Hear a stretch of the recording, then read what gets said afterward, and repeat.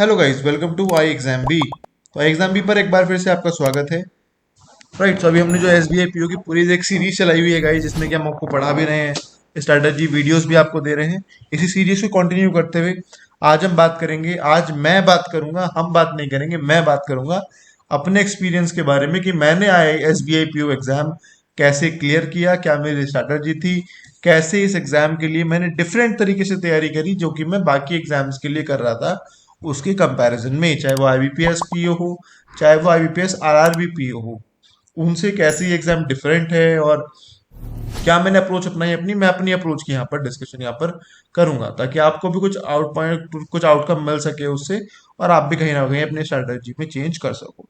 So if you are new to this channel guys, then do subscribe the channel and hit the bell icon so that you can get the notification of all upcoming video. Subscribe आप जरूर कर लेना, because throughout the journey आपके लिए ये particular channel बहुत ही helpful रहने वाला है। ठीक है, स्टार्ट करते हैं। देखिए, तो पहली बात तो मेरी स्ट्रैटेजी देखो क्या क्या रही। ये कुछ चीजें हैं जो कि S B I P O को एग्जाम को क्लियर करने के लिए को बहुत ज्यादा जरूरी है। S B I P O exam को आप अलग ही कंसीडर करना बाकी एग्जाम से।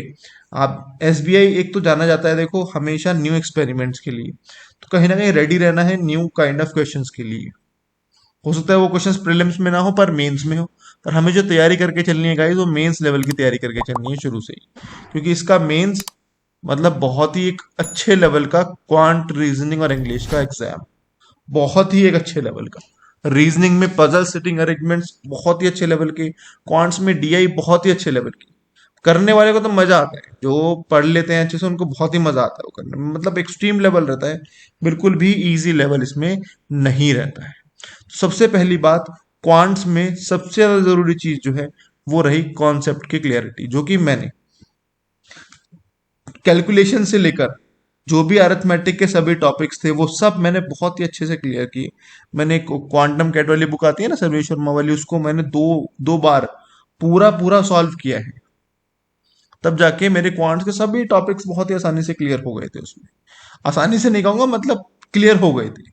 आसानी से बिल्कुल भी नहीं कहूंगा, क्योंकि दैट रिक्वायर्स एफर्ट। वो डेफिनेटली वो एफर्ट जो है वो रिक्वायर करता है, और वहां पर सभी टॉपिक्स की क्लियरिटी के लिए पहले कॉन्सेप्ट्स को पढ़ना, उनकी वीडियोस देखना, उसके बाद उन टॉपिक्स को क्लियर करना, ये मैंने किया। सेकंड, मैंने जितने भी तरह के पजल सेटिंग अरेंजमेंट्स, क्या होता है हम जनरली प्रीवियस ईयर पेपर्स पे ध्यान देते हैं, है ना। तो मेरे एक भैया थे, उन्होंने भी मुझसे ये चीज कही थी जिनके साथ में तैयारी करता था क्योंकि देखो किसी ना किसी गाइडेंस जरूरी है, हमें एज एन एस्पिरेंट नहीं पता होता। अब मुझे जैसे थोड़ा सा एक्सपीरियंस हो गया तो मैं आप लोगों के साथ शेयर कर रहा हूँ उस चीज को। जब मैं तैयारी कर रहा था मैं और लोगों से एक्सपीरियंस सीख करता था। तो ये चीजें हैं, एक्सपीरियंस जो होते हैं पर्टिकुलर एग्जाम को जिन्होंने क्लियर किया हुआ होता है वो आपको अच्छे से बता पाते हैं चीजों को। ठीक है, तो उन्होंने ही मुझसे ये चीज कही थी कि जो आपके आसपास जितने भी एग्जाम्स हुए हैं, प्रीवियस ईयर पेपर तो एक साल पहले का है, उस पर ध्यान देने से हमारे वेटेज पता चलता है हमें एग्जाम का। लेकिन किस तरह के क्वेश्चंस आएंगे हमारे एग्जाम में, ये रीसेंट एग्जाम्स को एनालाइज करके पता चलता है। तो उस टाइम पर जो भी एग्जाम हुए थे, एसबीआई क्लर्क का, आईबीपीएस पीओ का, आरआरबी पीओ का, एलआईसी का भी एग्जाम था उस टाइम पे मुझे याद है। तो ये सभी एग्जाम्स में जिस टाइप के पजल सेटिंग अरेंजमेंट्स पूछे गए थे, मैंने उस टाइप के पजल सेटिंग अरेंजमेंट्स पे ज्यादा ध्यान दिया। और आई थिंक वो फ्लैट विथ फ्लोर था, एक शेड्यूलिंग था, ट्रायंगुलर सेटिंग अरेंजमेंट था, एक सर्कल सेटिंग अरेंजमेंट था, इनर आउट, है ना। ये सब चीजें थी जो कि एग्जाम में एज इट इज वही आई गाइस, जो कि रिसेंट एग्जाम्स में पूछी जा रही थी, एग्जाम आईबीपीएस कंडक्ट करा रहा है ना। तो ये चीजें भी हमें ध्यान रखनी है। इंग्लिश के लिए कॉन्सेप्ट से एक बार पढ़ के, क्योंकि बैंकिंग में ज्यादातर रीडिंग पार्ट आता है हमारा, तो उसके लिए रेगुलर प्रैक्टिस, रेगुलर रीडिंग, और पर्टिकुलर टाइप के 10-12 टाइप के क्वेश्चंस हैं जो रीजनिंग में आते हैं, उन पर्टिकुलर टाइप के क्वेश्चंस की मैं प्रैक्टिस ही करता रहा। जैसे कि एरर डिटेक्शन, तो 50 क्वेश्चन एरर डिटेक्शन के निकाल लिए, प्रैक्टिस करते रहे। मैच मैच द फॉलोइंग आ रहे हैं आजकल 5 नंबर के, उनकी करते रहे। वर्ड स्वैपिंग आ रहा है 5 नंबर का, उनकी करते रहे। रीडिंग कॉम्प्रिहेंशन के लिए पूरा पूरा पैसेज पढ़ना, उसमें से खुद ही क्वेश्चन निकालने, खुद ही अपने आप से आंसर पूछना, वो सब चीजें करने लगे। तो इस तरीके से इंग्लिश बिल्ड हुई। करंट अफेयर्स मैंने देखो डेली रखे। मैं क्या करता था, एक नोटबुक बना लेता था, एक नोटबुक बना लेता था। उस नोटबुक में मैंने क्या किया था, हालांकि ये तो बहुत ही एक्सट्रीम पूछा जा रहा है, मैं आपको सही बताऊं, मतलब स्टेटमेंट बेस्ड क्वेश्चन ज्यादातर पूछे जा रहे हैं, उस पर ज्यादा आप लोग फोकस रखना। मैंने क्या किया था, मैंने एक जैसे नोटबुक में एक एक पेज बना लिया था।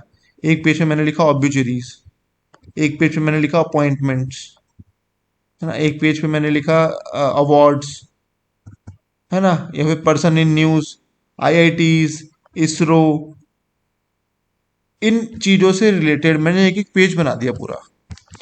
अब जो भी मेरे सामने, मैं डेली करंट अफेयर्स पढ़ता था, तो जो भी मेरे सामने कोई न्यूज आती थी, मानो किसी का अपॉइंटमेंट हुआ, तो मैंने अपॉइंटमेंट वाले पेज में जाके उसको लिख दिया।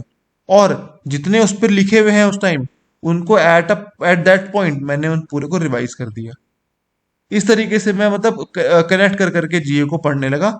तो अभी भी मतलब काफी चीजें कनेक्ट कर पाता हूँ, और उसी तरीके से पढ़ने की एक, जैसे हम न्यूज़पेपर पढ़ते हैं, वो आदत बन गई। वो जरूरी है आदत, क्योंकि जीए आप एज अ सब्जेक्ट कवर नहीं कर सकते, ये एक मतलब ट्रुथ है। आप इसको एज अ सब्जेक्ट कवर नहीं कर सकते, आपको इसको अपने डेली रूटीन का, डेली नॉलेज का आपको इसको पार्ट बनाना पड़ेगा, तभी आप इस सेक्शन को कवर कर सकते हैं। ये तो मेरी स्ट्रैटेजी थी। अब क्या है आगे? पहले तो गाइस मैं एक बात बता दूं आपको, हम अब लॉन्च कर रहे हैं एसबीआई पीओ 2023 का एक्सक्लूसिव ऑनलाइन कोर्स। इस कोर्स में आपको वही लोग पढ़ाएंगे जिन्होंने एसबीआई पीओ क्लियर किया, जैसे मैं, मनोज सर, सुशील सर, हम तीनों एक्स एसबीआई पीओ।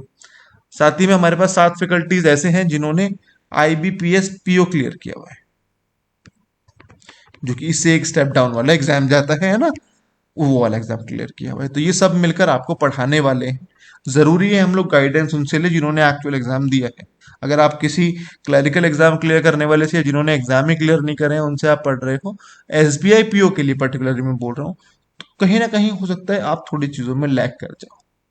ये बहुत ही एक मतलब अलग ही एग्जाम है, अलग ही लेवल इसका आता है। जिन्होंने दिया है उनको पता होगा, बाकी मैं ज़्यादा उनके बारे में नहीं बता सकता हूँ, लेकिन जिन्होंने दिया है वो रिलेट कर पा रहे हैं। तो इस कोर्स के कुछ फीचर्स हैं, जैसे कि आपको स्पेशल एक व्हाट्सएप ग्रुप दिया जाएगा, जिसमें कि आप क्वांट रीजनिंग इंग्लिश के क्वेश्चन डिस्कस कर सको।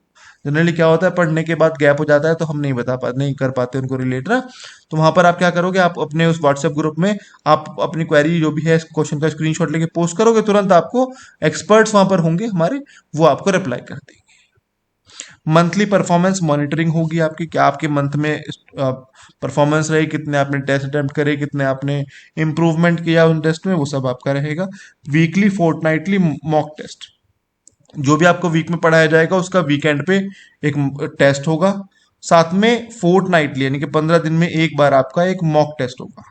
मॉक टेस्ट में सभी सब्जेक्ट्स के क्वेश्चन, सभी टॉपिक्स के क्वेश्चन आएंगे, चाहे वो कवर उस टाइम पर हुआ हो या ना हुआ हो, क्योंकि हम एज्यूम कर रहे हैं कि स्टूडेंट्स हमारे पास वो आएंगे जो थोड़ी बहुत तैयारी करे हुए। ठीक है, ये मॉक टेस्ट होगा। इसके बाद इस मॉक टेस्ट को ऐसे नहीं छोड़ेंगे। मॉक टेस्ट लिया 15 दिन में एक बार, इस मॉक टेस्ट का लाइव आपके साथ डिस्कशन करेंगे कि आपने कहाँ कहाँ पर पॉइंट किया, गलत किया।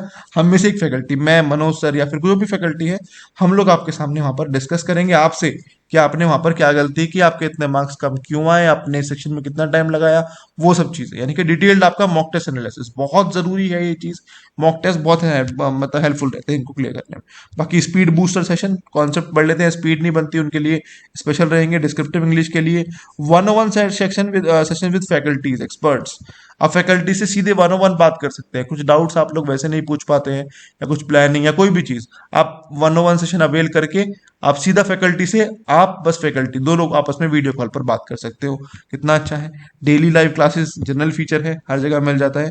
स्टडी नोट्स, जीए क्लासेस, वीडियो लेसन्स, ये सब आपको इस पूरे कोर्स में मिलने वाला है। तो अगर आप इस कोर्स में एनरोल कराना चाहते हैं, तो आप इस नंबर पर कॉल करके, या फिर इस वीडियो में जो डिस्क्रिप्शन है वहां पर आपको एक गूगल फॉर्म का लिंक मिलेगा, वहां पर आप अपनी इंक्वायरी रख सकते हैं। आपको डेफिनेटली यहाँ पे कॉल आ जाएगा। ठीक है, आगे बात करता हूँ। अब हमें किस एरिया पर फोकस करना है, वापस आते हैं अपने टॉपिक पे।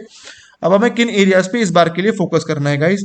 तो डीआईज इन क्वांट्स, केसलेट डीआईज ज्यादातर पूछी जाएंगे। ऐसा भी हो सकता है कि सारी डीआईज जो है हमारी केसलेट डीआईज हो, तो फोकस रखना अपना डीआईज के ऊपर। कैलकुलेशन आपकी बहुत स्ट्रांग होनी चाहिए। आप मतलब थ्योरी पढ़ के कैलकुलेशन उसकी कर सको, टेबुलर फॉर्म में आपको जरूरत ना पड़े, डेटा की आपको वैसे जरूरत ना पड़े, मतलब न्यूमेरिकल फॉर्म में आप थ्योरेटिकल बेस में भी डेटा को उनको कैलकुलेट कर सको। ऐसे अपनी हैबिट बनाओ, ऐसे अपनी प्रैक्टिस बनाओ। डेटा सफिशिएंसी रीजनिंग में एक बहुत इंपॉर्टेंट सेक्शन है, आपको 5 नंबर देके जाएगा ये, मेंस में और प्रीलिम्स में दोनों में। इस सेक्शन पे अपना स्पेशल फोकस रखना है। ठीक है, अब ये फायदा होता है ना उन लोगों से पढ़ने का जिन्होंने भी रिसेंट में एग्जाम दिए हैं। बाकी तो इनइक्वालिटी, ब्लड रिलेशन पे फोकस कराते रहेंगे, क्वेश्चन नहीं मिलते हैं आजकल। पजल सेटिंग अरेंजमेंट की लेटेस्ट टाइप जो अब इस दौरान पूछे गए इस पूरे साल में, उनकी practice. Regular sectional chapter test English के लिए, इंग्लिश की तो जितनी प्रैक्टिस करते रहोगे उतना अच्छा है, उतनी आपकी ब्रश अप हो जाएगा। Daily reading of notes of current affairs, daily reading करनी है, नोट्स बनाने हैं, दिस इज वेरी इंपॉर्टेंट। तो ये था मेरी साइड से एक पूरा डिस्कशन। बाकी मैंने बैच के बारे में आपको बता दिया है। चैनल पर नए हैं गाइस तो सब्सक्राइब कर लीजिएगा। कोई डाउट है तो कमेंट सेक्शन में पोस्ट कर सकते हैं, आपको उस पर्टिकुलर डाउट के ऊपर वीडियो या फिर सॉल्यूशन रिजोल्यूशन आपको प्रोवाइड करा दिया जाएगा। तो आज की वीडियो में इतना था मेरी साइड से। मिलते हैं किसी नेक्स्ट वीडियो में। Till then bye, take care and all the very best everyone.